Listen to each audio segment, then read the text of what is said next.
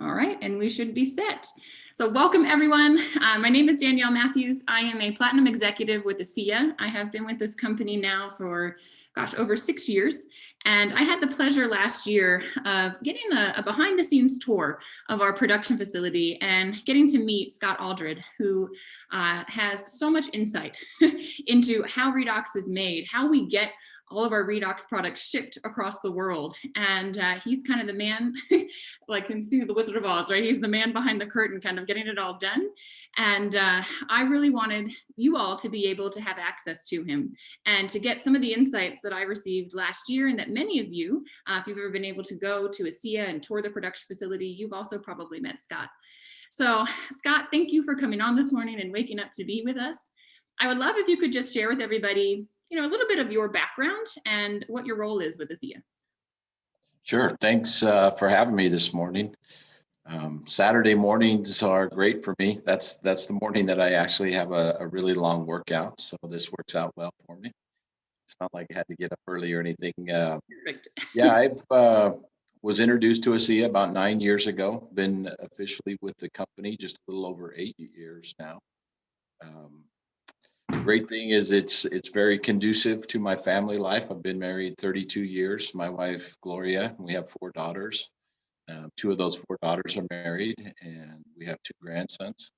So we're very family friendly, and we love spending time together. We love to travel, which hasn't been much of availability lately. I normally travel between 60 and 80 days per year.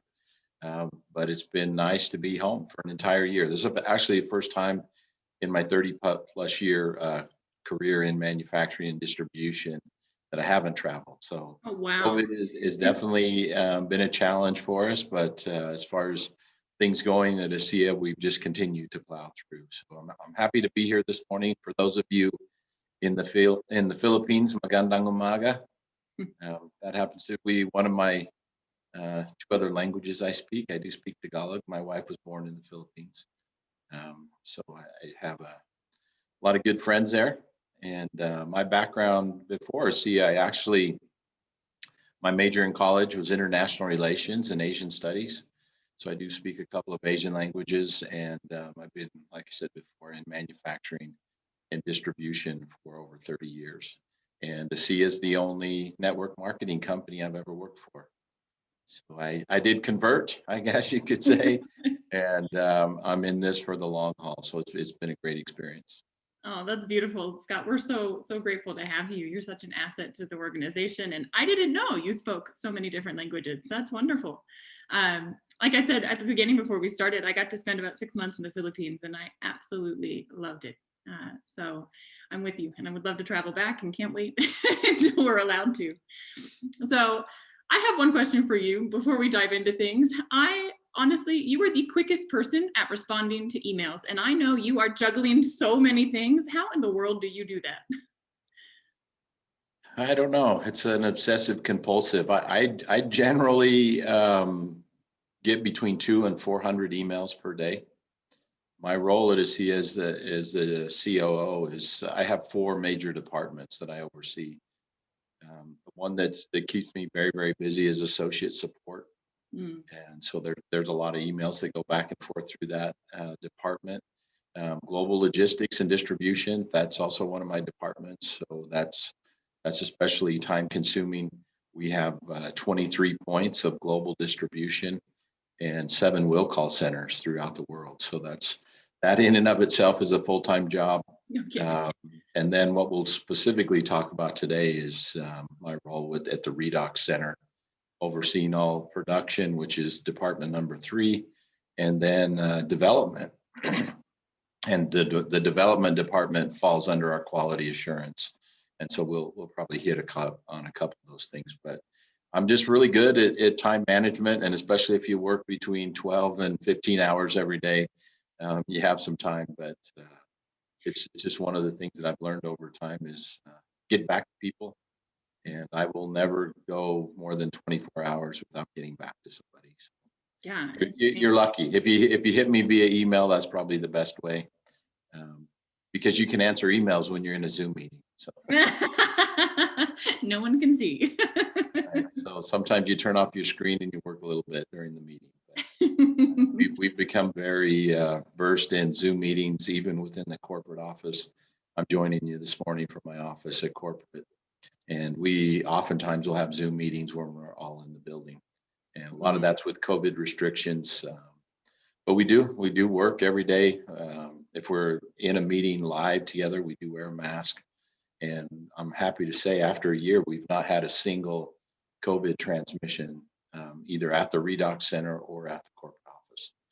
So follow the rules and things work out pretty well. I guess it helps that we all take our products as well. So that certainly helps.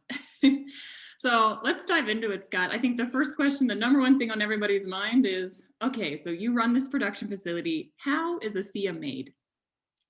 Yeah, that's probably would take the whole hour if we were to get into that really deeply. And it has changed over time, because as the company's grown, we've needed to produce more product. And so we look at it in a couple different angles. Of course, the first thing we start with is water that comes from the city water supply. We test that on a regular basis. If the city here in Pleasant Grove, Utah, ever wants to know what's in their water, they could probably come to us and we could tell them better than themselves. So we start with water, and that is, of course, tested. And then we go through a filtering process. That filtering process includes softening, which many of us have in our homes. And we're actually adding a softener grade salt to the water, only to take it out again through the process of reverse osmosis. And really what that does is that takes the minerals, it takes the chlorine they put in the water, it takes any contaminants that may or may not be in the water. And we're going to filter down to about 3 to 4 parts per million of total dissolved solids. At that point, we run some tests to see where we're at, and then we're going to go through a process called deionization. Deionization is a secondary filtration process that allows us to put the water, I guess the best way would say, would be in a neutral state, meaning that we need to control the pH. And we also need to take the last little bit of mineral out of the water. So I tell people that water's when we're finished with it, it's in a very unnatural state. We've stripped it down just to H2O. And there's a big reason we do that. And that reason is at that point, the water has a zero conductivity level, meaning that it will not react with anything else. And then the one thing we put in is a very fine grade of salt. So we're adding salt back to the product. That salt is a USP grade, which means that it's been filtered and sifted so that there's no minerals in there. Normally salt would have a lot of minerals in it, which is great for our bodies, but for our particular purpose, we need just 2 things, H2O and NaCl. And so that's all we have with it. And at that point, we're ready to produce Asea. And at that point, we get a little complicated. And that's really where we talk about patents, intellectual property, is that we go through an electrolysis process in which every single input is controlled. So we'll control time, temperature, amperage, voltage, and then rate of dilution. And those things are all really important to us. And then that's what gets us Asea. So in a very simple form, that's what it goes through to get there. And then it's tested many, many steps along the way to make sure that we can control that reaction. Can you talk to us for a moment? You mentioned intellectual property, patents. How does this pertain to Asea, and why is it important for our company to have these? Yeah, that's a good question. And historically, it's important to remember that we inherited a technology. So we purchased a technology early on that had been under development for about 17 years. And there was just some inherent problems with the technology. That the company that was using it had got it most of the way there. And then, of course, our founder, Vertus Norton, stepped in and purchased that technology. And from that technology, there was some established patents that were already with that. So a patent is something that's normally peer reviewed, and then you file that. So it takes some time for them to review your patents. And on a patent, you keep it very general. So you keep a wide window of the parameters specifically to what we do, so that no one can really figure it out. But you do publish it. As we've gone through this technology, it's been 12 years now. We've actually discovered a lot of things, and so now we classify the enhancements or the changes or the discoveries as intellectual property. And so we no longer file those patents. And there's a very specific reason, because as the technology evolves and develops, we don't want to give anybody any hints whatsoever. And so we no longer file patents. Everything is classified under intellectual property. So that's the difference. That's developed internally. It's like the secret recipe for Coca-Cola. That would never be a patent, because you wouldn't want anybody to ever have the ability to go through that and discover that. We stay far enough ahead on the technology development that we feel like that we're probably 8 to 12 years ahead of anyone that's attempting to come into our space. It's exciting. It's exciting for us that are partnered with the company to know that we've got the competitive advantage for a long time going. Yeah, that's for sure. Thank you. Thank you for protecting that for us. So I want to go back to the facility for a moment. It's an FDA registered facility. What does that actually mean, and what's required for that? Yeah, so the correct terminology would be FDA listed. So what that means is that there's different categories when you list your business with the FDA. We're specifically categorized as a facility that produces dietary supplements. And so even though we do skincare as well with our Renew products, we follow all the same guidelines as established by the FDA in the United States for the manufacture and the production of dietary supplements. And we call those good manufacturing practices. This last week, we just finished an audit with the NSA, or not NSA, NSF, sorry. And what they are is they're an auditing body that comes in and takes those standards that are issued by the FDA, and there's 214 points of inspection. And within those 214 points, there's somewhere between 3 and 8 categories in each one of those. So that's a 3-day inspection process. And that's what keeps us so that we can list with the FDA. The reason you do that is if the FDA comes knocking, they know that you're meeting the regulations.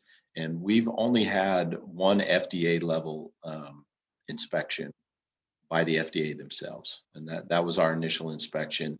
And that's actually through the state. And that comes through the Department of Agriculture and Food in the state of Utah. So we have that oversight on the state level, then on the federal level with the FDA. And then we call for an audit, and that audit happens twice a year. And then we just finished our one for this year, just finished on Thursday. So that's what it really means. It just means that you're following the FDA guidelines. If they're to show up, then they will inspect you according to those guidelines. Wonderful. Yeah, that's great insight. Tell me no if the answer is no, but are you able to share the story of when they came and looked and they mentioned how clean the facility was? Yeah, and we've had multiple inspections. When we first opened the Redox Center, it's been almost 8 years ago. 7.5 years ago, we had to have an inspection with the city that we operate in, and because they want to know what the load is or what you're putting into the sewer system.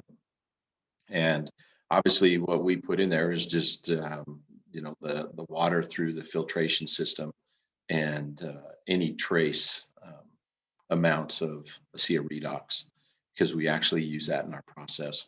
And the facility is such a clean level that they'll inspect for bacteria, and there's no traces of bacteria, which is highly unusual when you work with so much water.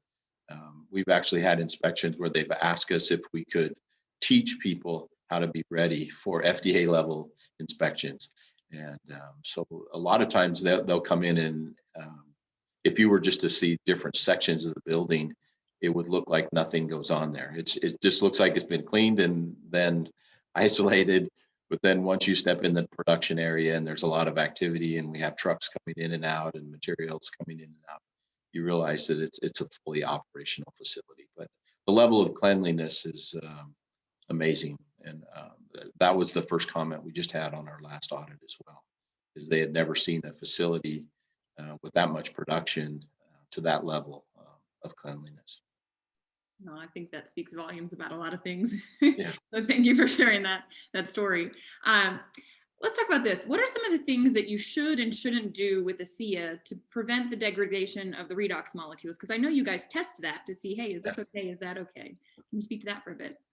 Yes, one of the questions we get sometimes is the stability of the product. And we actually test for stability internally, and we do that through what's called a stability chamber. And so what we do is we can control time, temperature, and humidity. So we duplicate real world shipping conditions. Also, we will probably once a quarter, we request product back from our external distribution partners so that we can retest to make sure that the product's remaining stable. Things you shouldn't do is leave product in sunlight, especially the Renew 28, because it does have a heat limit. So once you get past about 140 degrees, you start to break down the product.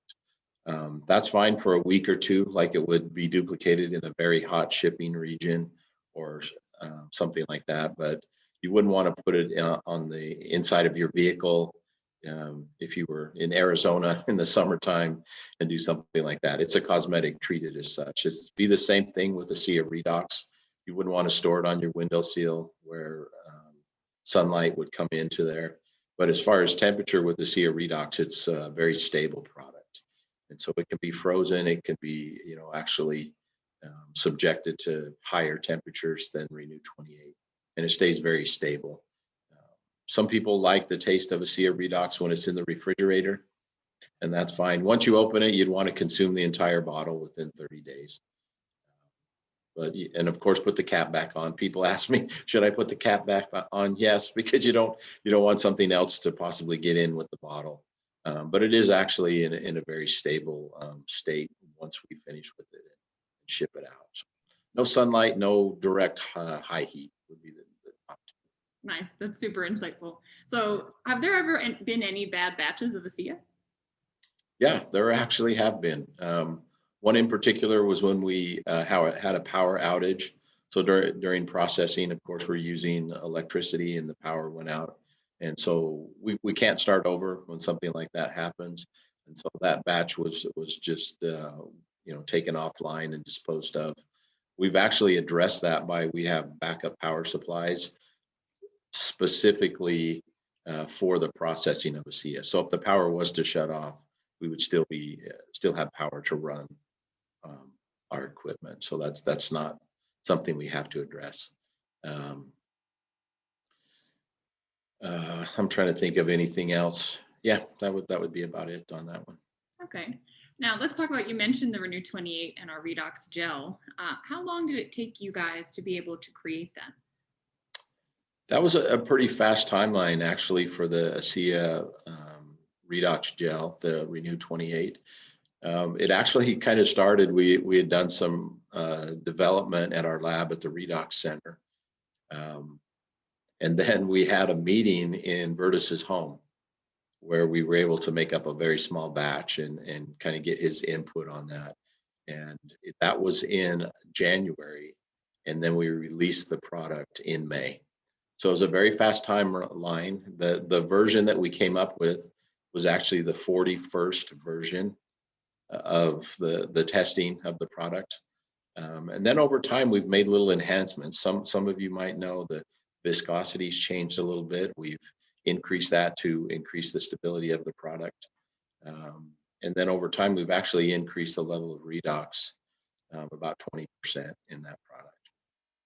So it does change a little bit, and we look for that on manufacturing enhancements and also stability enhancements on the product. Okay. But version 41 is what we settled on.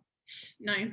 And can you speak to the concentration of like Asea to Renew 28, even the serum? Yeah, it's not a fair comparison because when you're taking Asea Redox, that's something that you drink and will, is very specific to your body. But if we were just to measure in parts per million the active redox, The Renew 28 would have twice as many active redox molecules as the Asea Redox. And then the serum would be twice as much as the Renew 28. And that's only if we're measuring one very specific active set of redox molecules, but that's the best comparison.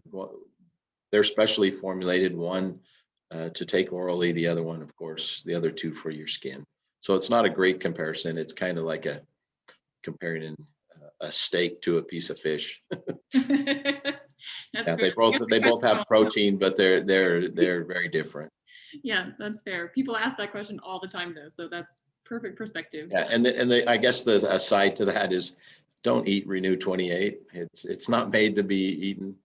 Put it on your skin. That's what it's made for. I've had some crazy stories about that. So just because you eat it doesn't mean you get double the redox signaling molecule. Don't do that. Thank you for those wise words. Another question people ask all the time about Renew is like, how come we have to shake it? And is there any way to make it so we don't have to shake it? Yeah, that's a good question. I appreciate that. The reason we have to shake that is there's a limit to the viscosity we can get to with that product without impacting the efficacy of the product. So if we could make it thicker, that's no problem.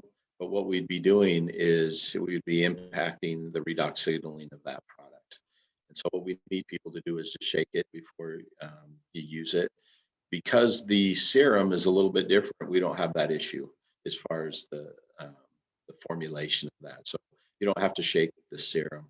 We actually have some products under development right now that are similar gel type products that don't require them to be shaken. But for what we have with the Renew 28, the balance that we're working for, yeah, you have to shake it up. Ah, thanks for dropping that little bit. Yeah. Can't wait to see what's coming. So I guess similar question with the Asea Redox, is there any way to get it more potent, or is there discussion about that, or would we want to do something like that? When we speak specifically about concentration levels, yes, we could make it in a concentrated version, but there's a reason we don't. And the reason is that we say it internally is the dilution is the solution, meaning that the product is made in a very specific way to signal pathways in your body. And so if we made it weaker, stronger, whatever, it may not do the same thing. The other thing is all the safety studies are done at our current rate or our current concentration of redox molecules. More is not necessarily better. And I think that comes up a lot. It's just like any supplementation to your body. If you take too much protein, if you're trying to build muscle, it doesn't process in your body. If you take too much vitamin C, it just passes through your body. And so really the dosage amounts and the concentration amounts that we've arrived at are something that there's been a lot of thought process put into that. And we continue to test that through some of our research as far as what are the ideal concentration levels. And we believe we have that right now. So yes, we could make it stronger, but we don't necessarily think that would be better. Yeah, that's incredible insight. Thank you. Yeah. So people ask this too about the Asea, like what's the pH of it, and does the pH shift over time? The pH, that's actually adjusted during the manufacturing process because what we're trying to achieve is we're trying to achieve a pH neutral. So the shelf life and stability of our products, especially the Asea Redox, is based on the pH. So we're at a pH neutral somewhere between a 7.3 and a 7.5. It stays very, very stable at that pH level. Once you reach 18 to 24 months, you're going to drop down to probably about a 7 pH, and then it just stays there almost indefinitely. But for absorption with what we're trying to achieve as far as the pathways we're trying to activate, we keep that right at about a 7, like I said, 7.3 to about a 7.5. Nice. That's interesting. It's interesting to know why as well. Yeah. So I want to pivot for a moment. We've talked a lot about production. So let's talk about distribution. Yeah. I know that you're kind of managing all these, you said 23 different, warehouses and points of distribution, 7 Yeah. milk call centers. So what goes into deciding how much product is shipped to our different facilities? How do you keep up with the demand? That's actually probably the most complex piece of what I do. Every Tuesday, we sit down and we have what's called a demand forecast meeting. And this is based on demand rates of each individual product at each warehouse globally. We track those daily to see if there's any spikes in demand. And what we do is we build a 12-week production schedule that gets updated every week based on demand. And the big factor in that is, remember, we're shipping internationally, and international shipments take anywhere from 45 days to 90 days. And a lot of that, COVID's caused a lot of delays with our international distribution. And so we try to have a goal of between 90 and 120 days in every market, and then to have another 30 to 60 days of inventory in transit at all times. And so we are juggling an average of about 40 international shipments per week. So that's something that we work on, because remember, we have to have all the components to support that. So bottles, caps, tubes, and some of our vendors have up to a 6-month lead time. So we're working about 6 months in the future, and we adjust that as demand is required. But it's probably the thing that we pay attention to the most. COVID, if you've experienced a back order or delay in COVID, none of it's been on the production side. All of it's been on the distribution side. We just simply have not had the availability to get products shipped because of so many things have gone to online ordering. So just a side note to that, in the United States, we operated at peak Christmas levels and above for the entire year. So think about how many packages are shipped between Thanksgiving and Christmas. In the US, we were above those levels for the entire year. So you can only imagine what happened in December. And there simply were not enough trucks to move the product. We actually had days that UPS just couldn't come pick up our shipments because there was no more semi trucks available to transport the product. And so, from drivers and everything else. And remember, we don't control that. We simply put that through the warehouse distribution system. But yeah, it's been a very complex piece of what we do. But every week it's reviewed. We have what's called a key performance indicator that tracks our global demand, right down to the individual unit, right down to the individual warehouse. Oh, that's amazing. I I can only imagine what last year did for you all. I mean, to be operating at that level, thank you for taking care of everything on the end that you could. And of course, things are sometimes out of our control. So we just have to have some grace and patience with everything with the pandemic. So a question, how come there are different labels on bottles of Asea in different countries? Each country has a different label requirement according to their government regulations. So there might be a different nutritional panel. Language is a consideration. You have to have the language of the country that you're distributing the product in. And so each of those have to be managed by country. So labels have to be controlled. That's an FDA regulation. So actually all the labels we use on the product are under lock and key. And I myself don't even have a key for that lock to unlock those. So we have to tightly monitor those because they're specific to the market. And there's market requirements we actually have in Europe. So if you're joining us from Europe, we can't say Redox. So your product just says Asea on the label. And so that's different. There's different labels for different countries based on their regulation and their requirements by their equivalent of the Food and Drug Administration. Thank you for that. I know that question gets asked often from people in the field. So I guess final question I have for you, can you speak to the continued research that Asea is doing with its products? You gave us a little bit of a teaser, any more you could give us on, what we're going to see coming out of the Verticel Norton Center of Redox Life Sciences? Yeah, so if the camera could go just outside my door, that's where the Redox lab is. And what we did is we shifted some of the testing we were doing at the Redox Center to our corporate office and expanded that. And it gives us the ability to test different levels of concentration, different molecules, and different products as we go through development. In the last 2 years, there's been more breakthroughs on the technology than there was in the previous 10 years altogether. So behind the scenes, as you're out building your businesses and sharing the product, we are working frantically to develop new products. And I will assure you they are coming. We've expanded our internal knowledge of redox. And I guess if we're going to talk about redox, I'll give you a really simple definition that you can use. Redox is the transfer of electrons. So if somebody wants to know what is redox signaling, it's the transfer of electrons. And that's the product that we're producing. We produce a product that does that in your body. The lab comes in is you have to have very specific equipment. So over the last 2 years, we've been able to not only test molecules in parts per million, but now to parts per billion. And to give you an idea of what a billion is, your heartbeat beats 1 billion times in the first 30 years of life. So we are looking for 1 heartbeat in 30 years. And that's the level of testing that we can do at this lab now.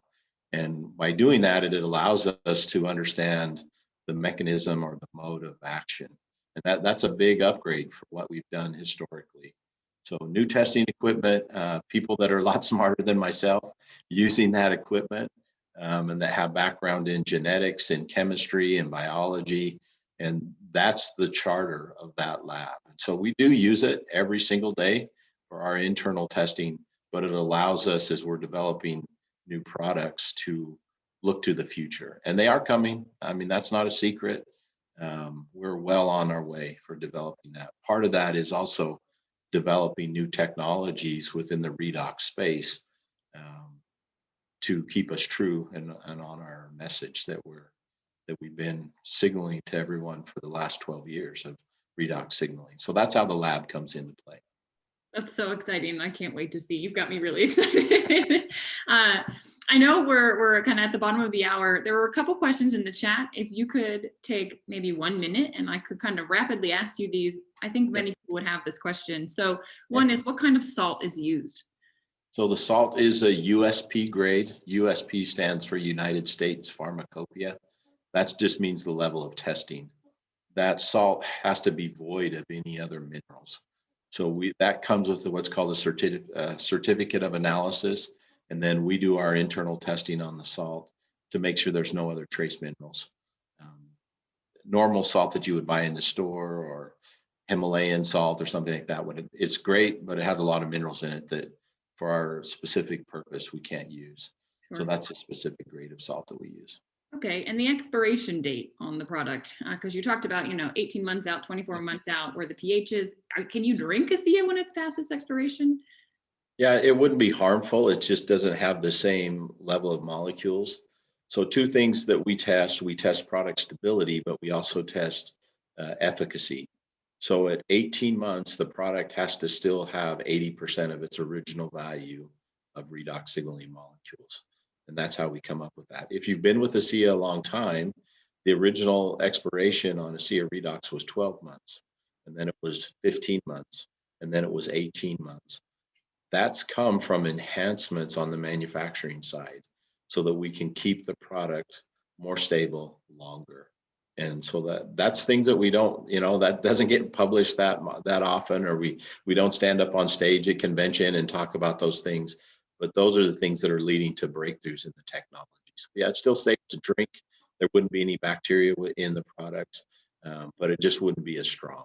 So it would still be okay. But that's why we try to rotate all product globally in 6 months or less. We just want you to have the freshest, most powerful product all the time. And that's how we come to those dates. But 18 months is what we are globally, with one exception would be Taiwan. And Taiwan formula, based on their regulatory, is a little bit different. And so it has to have less salt. And so their expiration is 15 months. And we're still working on stability on that to boost it up to 18 months. But Interesting. that's the goal. Okay. And there's a question, Ed Weens has asked this question, will the technology be protected by only producing it in Salt Lake City and not creating duplicate production sites globally? Yeah, of course Ed would ask that question. We want to control the technology.